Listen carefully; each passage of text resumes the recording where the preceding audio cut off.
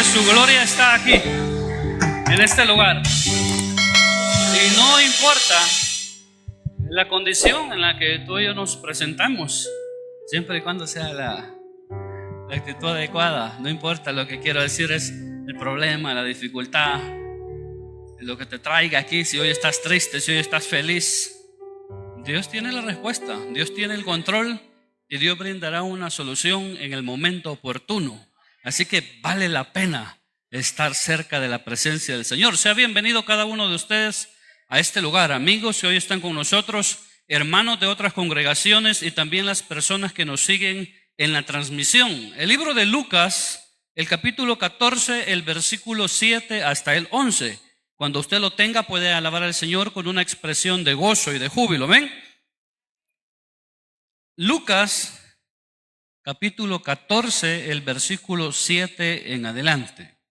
El tema bajo el cual vamos a meditar esta mañana es lecciones de humildad. ¿Lo tenemos? Leemos la palabra en el nombre del Señor. Dice así: observando cómo escogían los primeros asientos a la mesa, refirió a los convidados una parábola, diciéndoles: cuando fueres convidado por alguno a bodas, no te sientes en el primer lugar, no sea que otro más distinguido que tú esté convidado por él. Y viniendo el que te convidó a ti y a él, te diga: da lugar a este. Y entonces comiences con vergüenza a ocupar el último lugar. Mas cuando fueres convidado, ve y siéntate en el último lugar, para que cuando venga el que te convidó te diga: amigo, sube más arriba.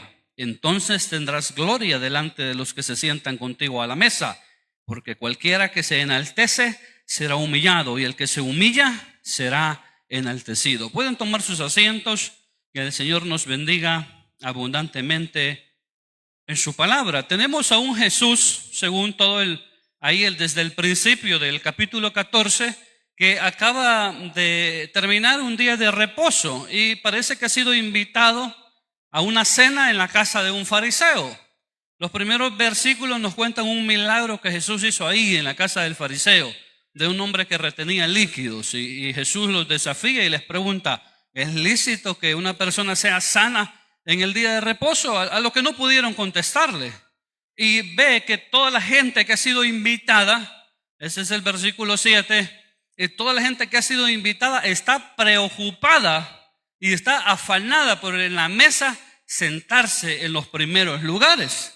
O sea, sentarse, ellos saben dónde se va a sentar el anfitrión, el dueño de la casa, y todo el que va llegando está preocupado por ocupar los lugares más cercanos a la cabecera de la mesa. Y es por eso que Jesús comienza a pronunciar estas cosas. He de decir que siempre que Jesús hablaba había que ponerle atención, porque iba a decir algo importante, porque iba a decir algo muy provechoso, porque iba a decir algo que iba a servir en la vida de las personas. Y él dice: miren, pongan atención cuando sean invitados a las bodas, que pues en estas figuras también la boda es sinónimo de salvación. Tengan cuidado con la actitud que ustedes vienen cuando se presentan. Es decir que el contexto en el que Jesús está hablando de cuando sean invitados a las bodas, ocupen los últimos lugares, es muy diferente a la idea que nosotros tenemos de las bodas, ¿verdad? En la actualidad. Porque ahora hace una persona la invitación y se las manda en línea a todos los invitados que tiene ahí en su listado, de una sola vez. Y antes tenía que andar uno de los servidores allá por todas las regiones diciéndole a la gente: mire, usted ha sido invitado, va a ir. Y la persona confirmando. Y hoy es diferente. De un solo manda la invitación uno a 100, a 200 personas, a 50. Y le pone uno ahí, confirma su asistencia, ¿verdad? Para no hacer esos platos de más, ¿verdad? Para ahorrarse unas fichitas. Y también le pone ahí regalo de sobre, muestras de cariño en sobre. O sea, todo ha cambiado, todo es diferente. Todo es diferente. Y estaba leyendo algunas cosas interesantes, y es que en algunas de estas cenas que eran tan importantes y que la gente quería ocupar los primeros lugares, hermanos, no habían ni sillas. Por eso les digo que cambia todo, porque en la boda aquí hay sillas, hay mesa, a uno lo ubican. Usted le hemos asignado la mesa tal, se va a sentar con tal, y todo es diferente. Pero allá la gente quería estar primero, quería estar en el primer lugar. Y en ese orden se sentaban algunos en el suelo. A veces solo el anfitrión era el que tenía sillas, no es que abundaba el montón de sillas. Pero Jesús no ataca que si hay sillas, que si no hay sillas, que si había regalo en sobre o no, sino la actitud de las personas o por qué era que querían ocupar los primeros lugares. En ese contexto de Jesús, la boda era una ocasión en la que las personas podían hacer alarde de la posición social que tenían, del poder económico que tenían o del conocimiento que ostentaban, de acuerdo al orden en el que se sentaban también en la mesa. Ya la gente sabía, y ustedes saben, al ir al relato, ahí habían fariseos, escribas, había gente que se consideraba muy importante, que en algún momento Jesús tiene que reprenderlos y decirles: a ustedes les gusta que la gente en las plazas los salude, les haga reverencia, les diga que son unos grandes maestros, pero uno solo es su padre y uno solo es su maestro, el Señor, dice él. Y había gente así, y claro, querían demostrar su conocimiento, su poder, querían demostrar sus recursos, y eso era basado en cómo se sentaban a la mesa. Ya dijimos que en la actualidad las cosas cambian muchísimo. Entonces las personas querían mostrar quizás su forma de vestir, su forma de hablar. Y soy repetitivo, ¿verdad? La posición en la que estaban sentados, que en nuestra mentalidad, en nuestra idea cambia, porque nosotros venimos, hermanos, de unos 25 o 30 años atrás, que los que estaban allá en la última fila, allá me siento yo, estaban en disciplina. Ese era el sentir. Todos los que estaban allá en la última fila estaban en disciplina. Si ocupáramos esa mentalidad, diríamos: todos aquellos que están en disciplina, y los que están aquí son los que están mejor con el Señor, los que están en la punta. Esa era la mentalidad, ¿me entiende? Aunque eso varía. El Señor dice: Él conoce la mente, el corazón de cada una de las personas, y no es importante el lugar donde se sienta, sino la relación que tú tienes con Dios. Pero en aquel entonces era importante, porque la gente, entre más cerca usted estaba, decía: oh, ese hombre, esa mujer es importantísimo. A saber qué clase de hombre, a saber qué clase de mujer más importante es, que está tan cerca del anfitrión. Y la gente estaba atenta: qué iba a decir, qué iba a hablar, cómo se iba a expresar, porque era algo que llamaba la atención. Entonces el que estaba ahí en extremo era importante en la mentalidad de las personas. De ahí la preocupación, y esto se prestaba pues para, a veces uno quiere aparentar algo que no es. ¿Le ha pasado? Mire, eso nos pasa casi todos cuando atravesamos por la adolescencia. A algunos no se les quita, siguen, pero casi pasa por ahí, porque es algo alucin, quiere demostrarle a la gente algo que no es. Se avergüenza a veces de dónde vive, de dónde viene, de dónde es. Por eso en mi época de colegio tenían en alta estima una colonia que no voy a decir, y algunos, para aparentar que venían de esa colonia, iban a dar una gran vuelta y aparecían como que venían de esa colonia. Ajá. Y era así. Entonces al final, para que dijeran: el fulano apareció de ese lado, ahí, de esa colonia de ser, ahí vive. Y ya decían: oh, el papá, ellos han de ser de una familia importante. Y a lo mejor no era así. Entonces se prestaba para todas estas cosas, porque si alguien estaba ahí, tenía poder, tenía dinero, tenía una posición social frente a la sociedad y frente a la religión judía. Esto habla un poco, hermano, acerca de cómo somos de orgullosos, de cómo somos un poco de vanagloriosos, cómo es el ser humano que quiere sentirse valorado, que quiere sentirse importante y que quiere que los demás lo admiren por lo que cree que él es, por las capacidades que él tiene. Y es así, eso está en la naturaleza del ser humano, que le gusta de cierta manera la alabanza de las demás personas. Eso pasaba mucho en la época de Jesús. Ahora, el Señor dice: tengan cuidado de no ocupar los primeros puestos, porque claro, las personas que estaban ahí, ellos sentían que eran muy importantes. Y Jesús en alguna ocasión, esa cita bíblica no la traje, en alguna ocasión, después de alguna enseñanza, Él tiene que decirles, porque los escribas, los fariseos y muchas personas de su época creían que tenían un lugar privilegiado delante de todo el pueblo y delante de Dios. Y Jesús tiene que decirles: miren, las prostitutas y los publicanos van adelante de ustedes en la línea para entrar en el reino de los cielos, porque ellos sí han creído y se han convertido en el mensaje del evangelio, y ustedes que conocen la palabra no tienen la capacidad de creer. Entonces esto es una realidad, pero la gente se creía que era muy importante, y el Señor dice: tengan cuidado con las valoraciones que hacen de ustedes mismos. Les he dicho a veces en son de broma que en la escuelita a veces llegaba el maestro y hacía una autoevaluación de uno mismo. ¿Cómo salía uno? Hermano, solo 9 y 10 habían ahí. Aunque uno en la práctica fuera a reprobar, aunque uno en la práctica se estaba quedando aplazado, aunque uno en la práctica de casualidad había entrado a clases ese día, 10 se ponía uno. Entonces a veces delante del Señor uno puede estar diciendo: yo 10 tengo, y la palabra del Señor dice otra cosa. Por eso el Señor dice: tengan mucho cuidado. Entonces el anfitrión, que en esta figura es Dios, hermanos, puede tener otro invitado en más alta estima que ti y que yo.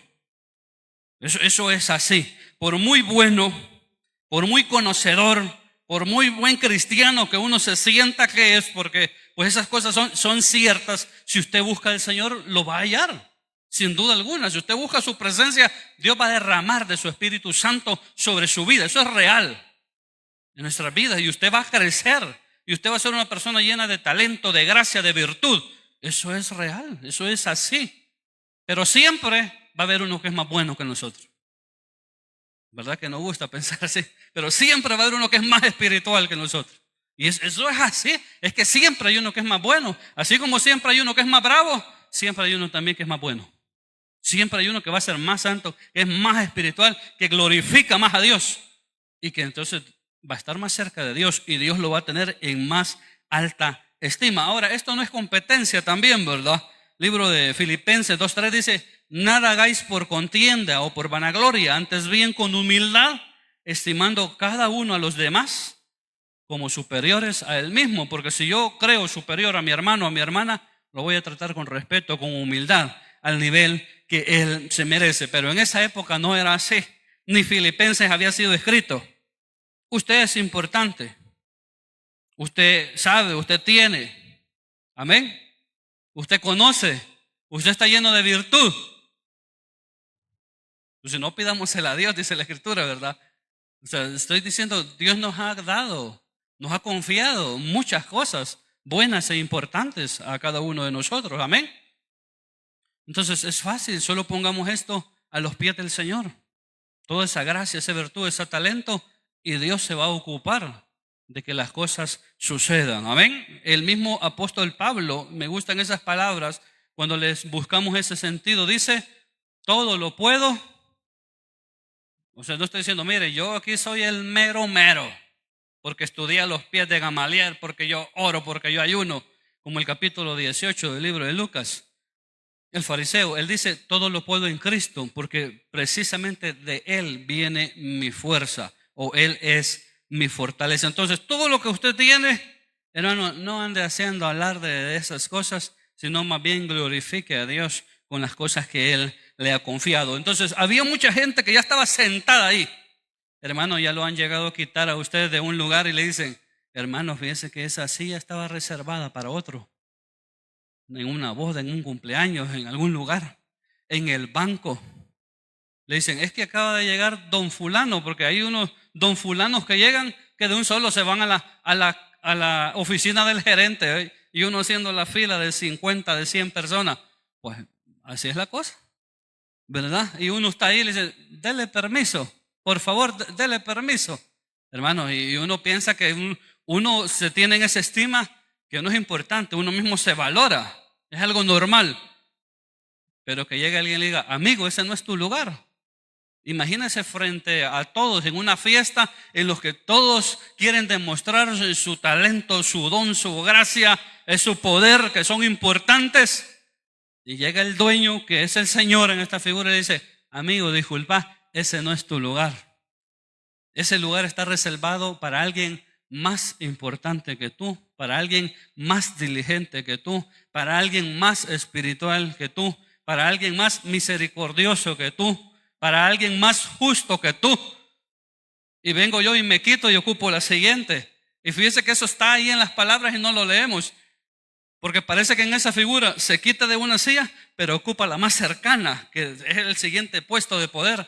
¿Y qué es lo que dice Jesús? Mejor andate hasta el final, no vaya a ser que te vengan quitando de silla en silla y te vengan humillando y humillando y humillando hasta que tengas que con vergüenza, dice, ocupar el último lugar, que precisamente a veces, hermano, ese es el lugar que nos corresponde, solamente que no lo entendemos. Hemos de decir, o he de decir, hermanos, que humillarse o ser humilde no tiene nada que ver. El pastor general en alguna ocasión ha ahondado mucho en eso.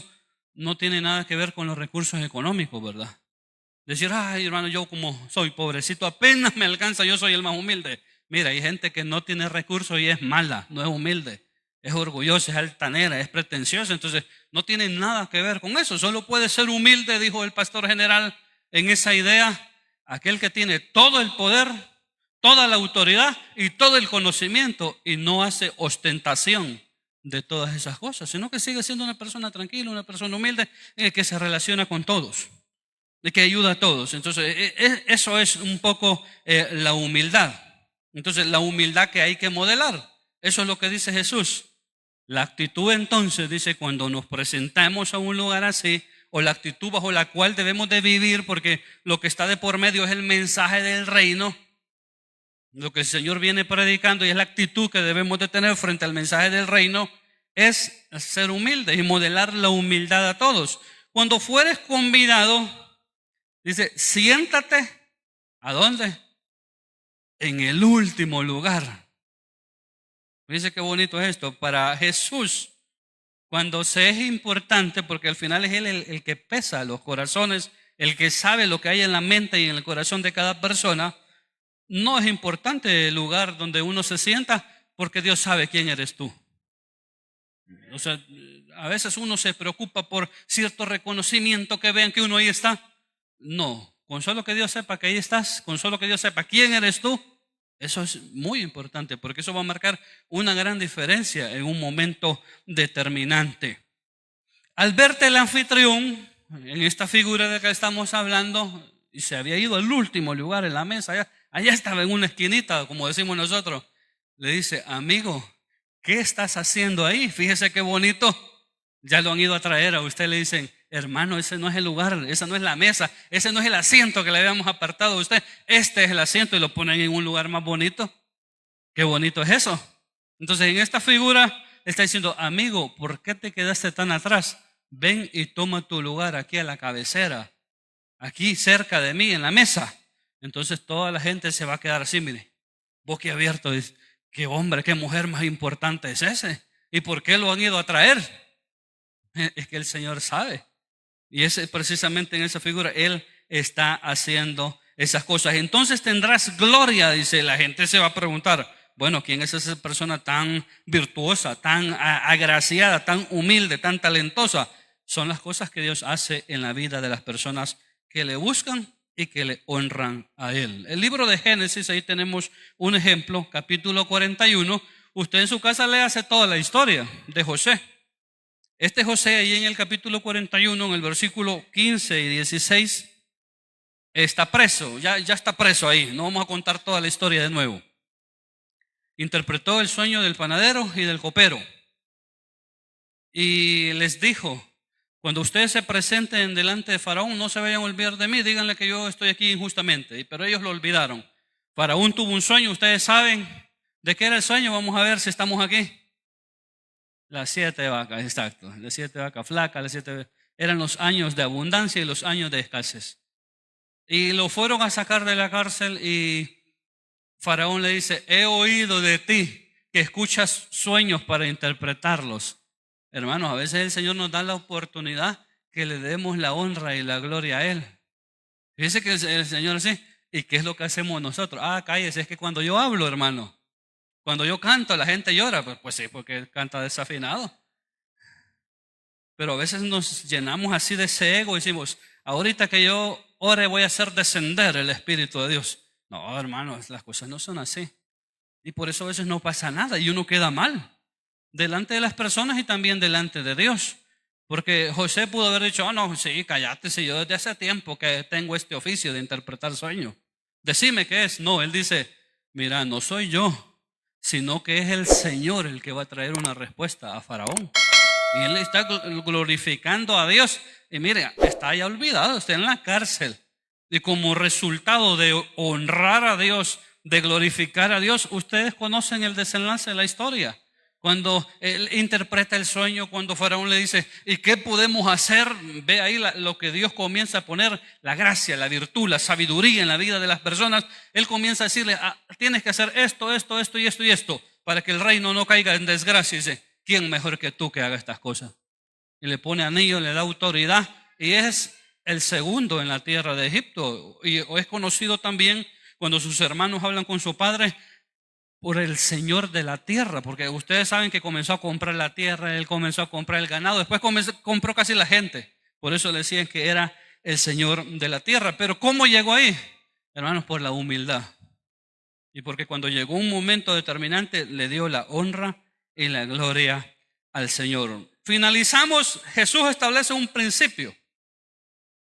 Todo el que se enaltece será humillado, y el que se humilla será enaltecido. También hemos escuchado en alguna ocasión, ¿verdad?, que uno le dice al Señor, Señor, humíllame. Humíllese usted mejor, porque el Señor lo va a agarrar. Y a veces cuando el Señor nos comienza a disciplinar, ya el Señor le dice, mira, ya mejor, yo estaba bromeando, porque el Señor se lo toma en serio. Y aunque esto es bíblico, ¿verdad?, que dice que el hijo que él ama, a ese él lo disciplina. Y pues esto es tremendo también. Tenemos 3 ejemplos ahí. Nabucodonosor, léase el capítulo 4 del libro de Daniel, hasta dice ahí el título, la locura de Nabucodonosor. Qué tremendo es. Esto nos habla, hermanos, de que Dios puede hacer cualquier cosa en tu vida y a través de tu vida y por medio de tu vida. Porque ese hombre en algún momento en la historia bíblica es un instrumento de Dios para traer juicio al pueblo de Dios. Y Dios lo engrandeció, porque eso es lo que está en el sueño, del cual los demás no podían darle una interpretación. Y vio un gran árbol que tocaba el cielo, que era frondoso, que las aves y todas las bestias buscaban refugio y alimento en él. Y toda la interpretación que le da Daniel, y Daniel le advierte, le dice, mira, el juicio de Dios está determinado para tu vida. Poner las cosas en orden, sé diligente, sé misericordioso, y tal vez prolongues el juicio que Dios va a traer sobre tu vida. Algo que en un principio parece que Nabucodonosor lo va a hacer, o sea, se va a mantener humilde, aunque él es considerado rey de reyes, es señor de señores en la tierra, o más bien el señor de señores, pero le está diciendo, Daniel, tenés que reconocer que arriba de ti hay alguien más grande, más poderoso, que hace como él quiere, y a él es el que tú te debes. Pero estaba un día y se le olvidó, ¿verdad? Así como nosotros que, mire, sin dinero nosotros somos más humildes, hasta más cristianos, hasta más buscamos del Señor. Ya con una fichita ya uno se cree un poco más importante. Ya uno no se quiere sentar en cualquier lugar. Esta gente mucho suda. Esta gente no se echa loción. Hay un montón de locuras que nos agarran con un poquito. Con un poquito, y por eso el Señor dice, mira, es que por eso no te puedo dar más. Por eso no te puedo bendecir más. Por eso no te puedo usar más.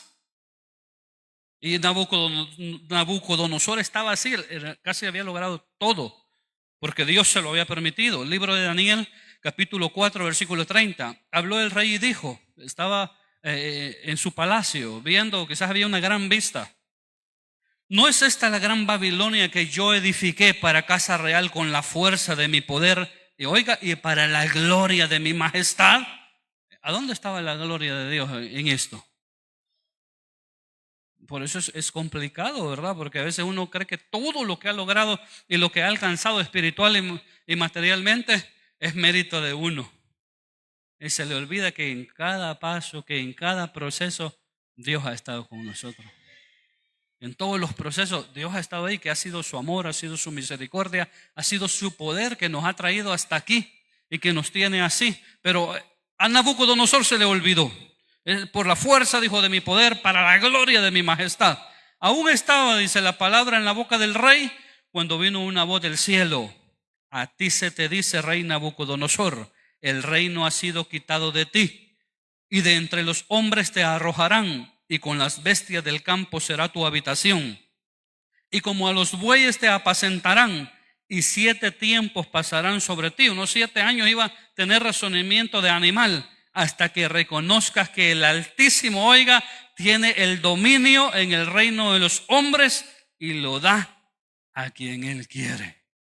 Bueno, una lección tremenda. Dios tuvo que humillar a ese hombre, bajarlo, hasta que llegó un momento después de esos 7 años que le vuelve el razonamiento y él tiene que glorificar a Dios. Y entonces hasta ese momento él es restituido. Tenemos otro ejemplo, a Amán. Libro de Esther, capítulo 3, versículo 1. Usted en su casa solo son como 8 o 10 capítulos, se los puede leer y eso es lo que vamos a examinar el otro mes.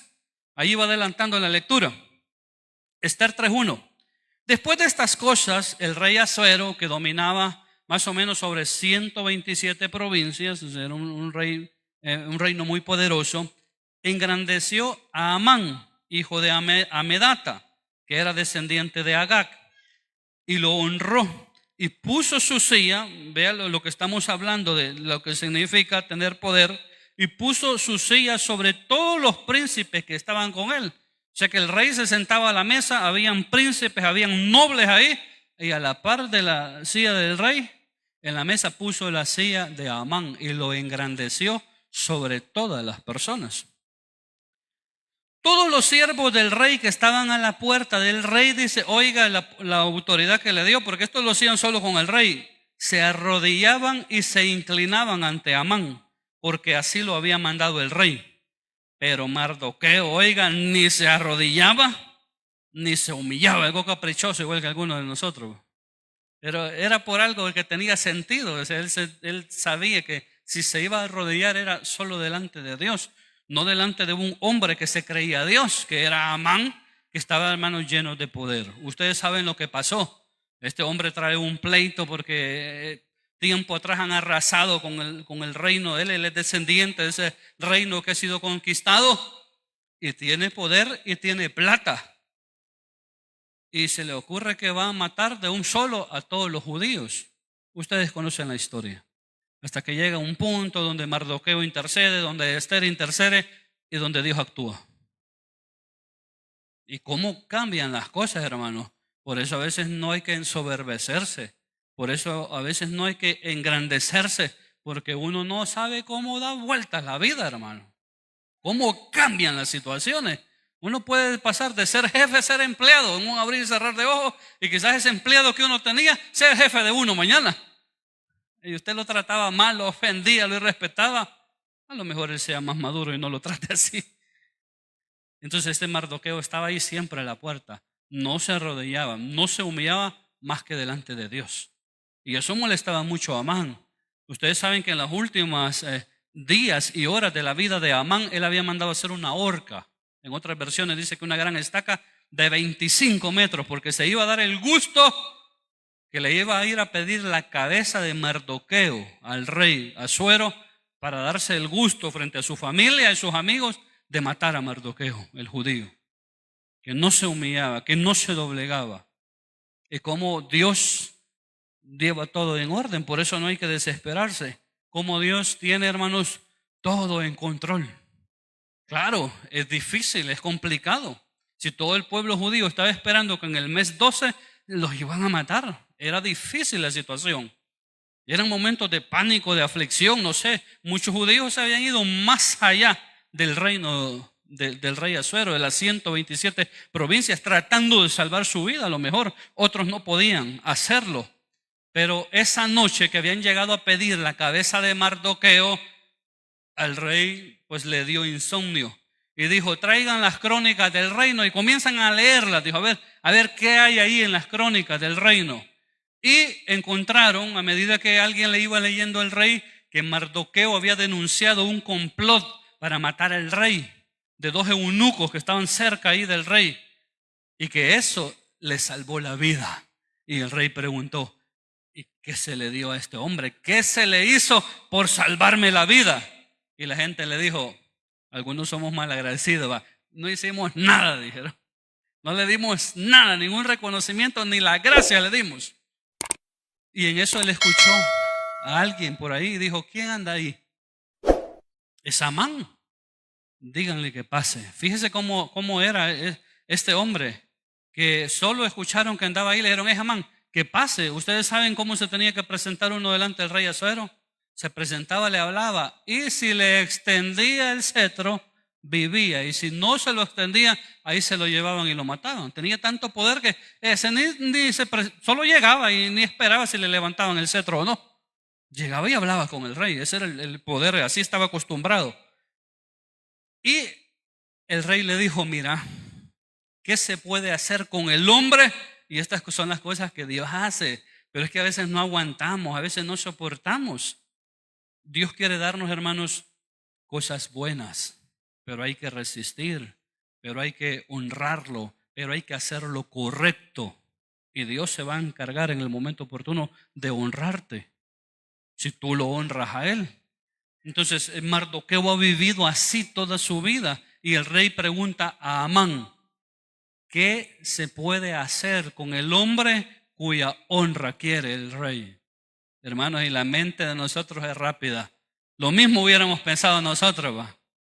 Hubiéramos dicho, aquí estoy yo. ¿Quién más? Dijo Amán, que es más noble de entre todos los nobles. Dijo, dale tu corona, dale tus vestidos reales, que se sube en tu caballo, como que si tuviera un carro de lujo que solo él tenía, subirlo en tu carruaje real y poner una persona noble que diga, así honra el rey a los que él quiere, y que ande ahí por toda la plaza de la ciudad, en la capital.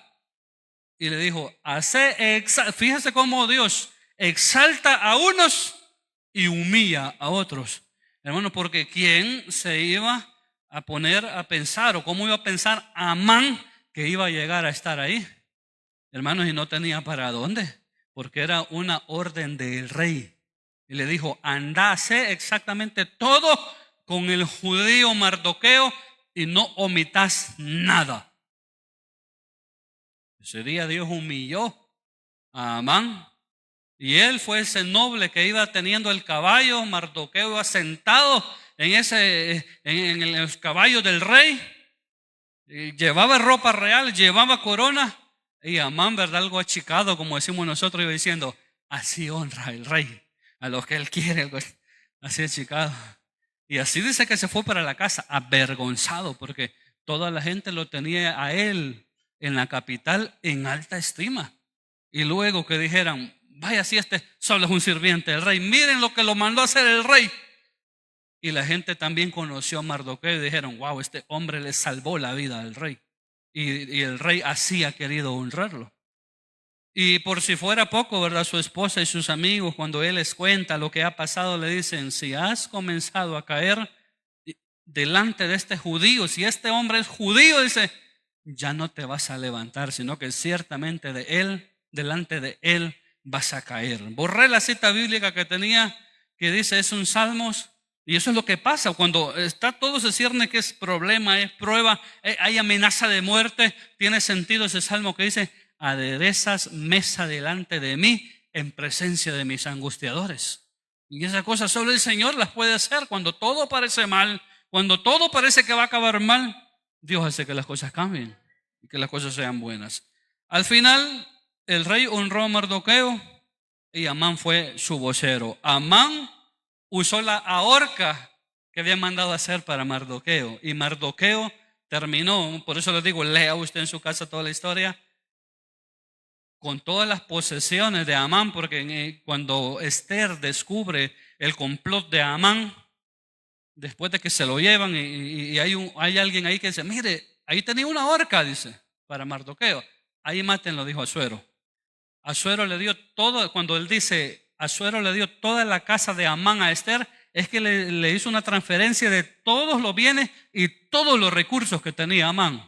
Y ese hombre era poderoso, porque se recuerdan que le había prometido pesar una fortuna para comprar la vida de todos los judíos. Y luego Esther, dice la escritura, le pasó la casa de Amán a Mardoqueo, o sea que le pasó todos los bienes, todos los recursos a Mardoqueo. Y el anillo, quizá cuando lo iban a colgar, le dijo Jerjes, a ver, le dijo, dame el anillo que te había dado, que era poder, era el sello real. Se lo dio Mardoqueo. Y ustedes saben, Mardoqueo fue grande y cómo prosperó el pueblo de Dios en la época de ese reinado. Esas son las cosas que Dios hace. Amén. En la vida de las personas. El último ejemplo, el rey Usías.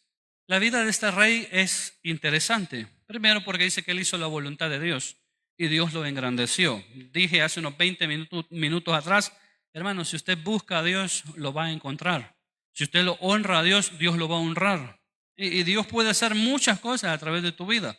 Y en tu vida, y en tu familia, y en las cosas que tú tienes, en todas partes. Este era Usías. Dios le permitió conquistar mucho territorio, hacer muchas cosas. Me gusta muchísimo cuando usted lee y dice que Usías era amigo de la agricultura y era un tipo que era muy inteligente, tenía mucho ingenio para la guerra, tenía muchas capacidades, hizo muchas construcciones. Es tremendo lo que Dios le permitió hacer a este hombre de Dios. Pero dice la escritura ahí en el segundo libro de Crónicas, el capítulo 26, el versículo 19, que este Usías cuando era poderoso, dice que se llenó de orgullo, se ensoberbeció y se comenzó a tomar atribuciones que no le correspondían. Hermanos, por eso es delicado con las cosas que Dios nos da, porque a veces uno con las cosas que recibe uno piensa que ya descifró a Dios, que ya sabe cómo funciona Dios, y uno comienza a irrespetar a Dios. Y eso es delicado, porque este hombre precisamente es lo que hace. Mire, se le ocurrió que también él podía ofrecer incienso, porque era el ungido del Señor, porque estaba haciendo la voluntad de Dios, porque gozaba del favor de Dios. Y él agarró el incensario y dijo, voy a ir a la casa del Señor a ofrecer incienso. Y los sacerdotes le dijeron, mira, rey, estas no son atribuciones tuyas, esto les corresponde nada más a los sacerdotes que Dios ha establecido para ofrecer incienso. No lo hagas. Y trataron de detenerlo. Y dice ahí en el versículo 19, entonces Usías, teniendo en la mano un incensario para ofrecer incienso, oiga, se llenó de ira y dijo, no, si yo también soy hijo de Dios, si yo también soy servidor de Dios. Y en su ira contra los sacerdotes, dice, la lepra, oiga, qué tremendo, porque esto fue instantáneo. La lepra le brotó en la frente delante de los sacerdotes en la casa de Jehová junto al altar. Hermanos, qué tremendo esto. Mire, estaba en ese acto de soberbia y dijo, yo voy a entrar a la casa del Señor a ofrecer incienso. Y dice que inmediatamente se llenó de lepra toda la frente. Y léase la historia porque lo sacaron de ahí. Tuvo que dejar de reinar, reinó 52 años, hubiera reinado más, pero como se llenó de altivez y de soberbia, tuvo que ser cambiado por su hijo. Y allá estuvo, allá en una casa aparte el resto de su vida. El orgullo viene acompañado, hermanos, de soberbia, de falta de humildad y no es bueno para nosotros. Por eso decía hace un momento, ¿verdad? A veces decimos, es que cuando yo toco, cuando yo canto, cuando yo hablo, cuando yo enseño, cuando yo hago, ¿y dónde está la gloria de Dios en eso? O sea, ya no es Dios, sino que nosotros queremos ocupar su lugar y conocemos una historia, ¿verdad? De eso, que por ahí anda fregando toda la gente, ¿verdad? Satanás, el enemigo, el adversario, por quererse ser igual a Dios, hermano, fue lanzado a la tierra. Entonces, cuando actuamos y vivimos así, pues le quitamos la gloria a Dios y precisamente eso es lo que nos mete en problemas cuando no lo glorificamos a Él. Ya no hay reverencia, ya no hay búsqueda, hermanos, ya no hay santidad, porque uno ya no depende de Dios cuando uno vive así, sino que uno cree que uno ya las sabe todas, ya se las puede todas. A mí, hermano, usted no me diga nada. Ya no queremos escuchar consejo, ya no queremos escuchar reprensión, ya no queremos escuchar una exhortación porque creemos que lo sabemos todo. Ya no hay santidad, también sentimos que no necesitamos buscarlo. Hermanos, cuando uno vive así, solamente puede estar al borde de la desgracia, porque dice la Escritura que Dios resiste a los soberbios, pero que dice que Él da gracia a los humildes. Así que con las cosas que Dios nos dé, con las cosas que Dios nos confíe, hagamos como José y digamos, no está en mí. Es Dios el quien merece toda la honra y toda la gloria. Que el Señor me les bendiga, hermanos, hermanas. Agradecemos a Dios por su palabra y le pedimos que nos ayude, ¿verdad? Cada día pues que podamos vivir con esa actitud que Él espera de cada uno de nosotros. Si hay personas entre nosotros que no tienen al Señor en su corazón, pues esta mañana hacemos la invitación, que usted abra su corazón y deje que el Señor venga a morar en su vida y va a ver los grandes beneficios que va a disfrutar. Si no lo hay, hermanos, solamente darles algunos recordatorios, decirles, hermanos, tenemos reuniones familiares días lunes, fines de semana, unos 49 hogares donde usted puede congregarse, donde usted puede servir y ser parte de este proyecto evangelístico, como yo siempre lo digo. Todos los días martes tenemos